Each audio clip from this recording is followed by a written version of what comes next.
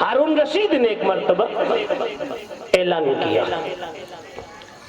ہارون رشید نے ایک مرتبہ اعلان کیا، مجھے ایک خادمہ کی ضرورت ہے، خدمت والی کی، کوئی اچھی خادمہ میرے محل کے لیے لائی جائے، گھر کے لیے۔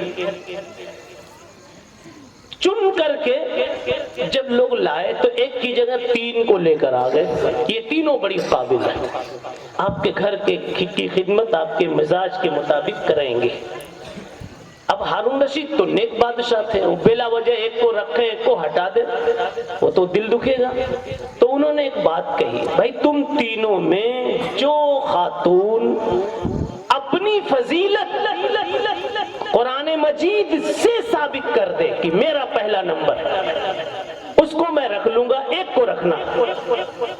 جو اپنی اہمیت اس سے قرآن مجید سے ثابت کر دے اس کو میں رکھ لوں گا، ایسے تو کسی وجہ سے انکار نہیں کر سکتا کہ تو میرے گاؤں کی نہیں، میرے خاندان کی نہیں، وہ غلط ہو جائے۔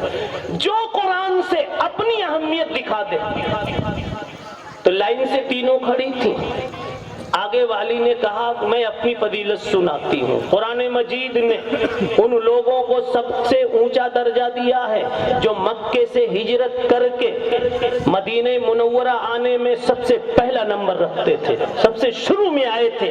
والسابقون الاولون من المہاجرین والانصار، اور ایسے انصار اور مہاجرین سے زیادہ مقام کسی کا نہیں، اس لیے حقدار میں ہوں۔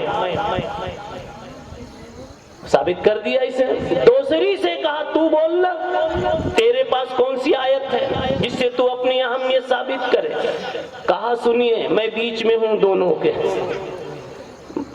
میں دونوں کے بیچ میں ہوں، اور بیچ میں جو امت آئی ہے قرآن مجید نے اس کو امتن وسطن کہا گیا ہے، اور امتن وسطن سے مراد وہ امت ہے جس کو امت محمدیہ اور خیر امت کہا گیا ہے۔ وَكَذَلِكَ جَعَلْنَاكُمْ أُمَّةً وَسَطًا، یہ امت وسط ہے، وسط کے معنی آتے ہیں سب سے بہتر، وسط کے معنی سب، تو میں ہوں سب سے بہتر، یہ پہلے نمبر والی نہیں، میں ہوں سب سے بہتر۔ اس نے بھی اپنی دلیل دے دی، اس لیے مجھے رکھی ہے۔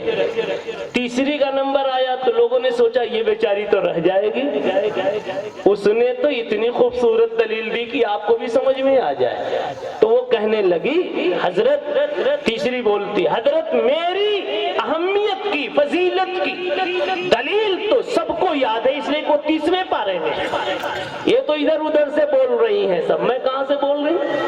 اما پارا سے 30ویں پارے میں، وَلَلْآخِرَةُ خَيْرٌ لَكَ مِنَ الْأُولَى، وَلَلْآخِرَةُ خَيْرٌ لَكَ مِنَ الْأُولَى، وہ جو آخر میں ہے وہ پہلی والی سے اول والی سے بہتر ہے، قرآن کہہ رہا ہے۔ کیا بات سمجھ میں آئی؟ اتنا بہترین جواب آپ دے سکتے تھے؟ ارے ان کو توے سے ذرا ہٹا دو نا، اب کپڑے دھونے کی ذمہ داریوں سے ذرا ٹائم نکال دو نا، سارے شیخ الحدیث پیچھے رہ جائیں گے، ہے کہ نہیں؟ اب بچوں کو ذرا گود میں آپ بھی لے لیا کرو، رات میں وہ اٹھتی ہیں ان کے کرتا پاجامہ بچوں کو سنوارتی، دن میں بیچاری تھوڑا سونا پڑتا ہے یا اونگتی رہتی ہے، اس لیے ان کو ہدایہ یاد نہیں ہے، ورنہ اگر آپ کی طرح سے وہ بھی پرہیز کر کے پھرنے لگے تو میں صاف کہتا ہوں کہ پہلا نمبر انہیں کا ہوگا۔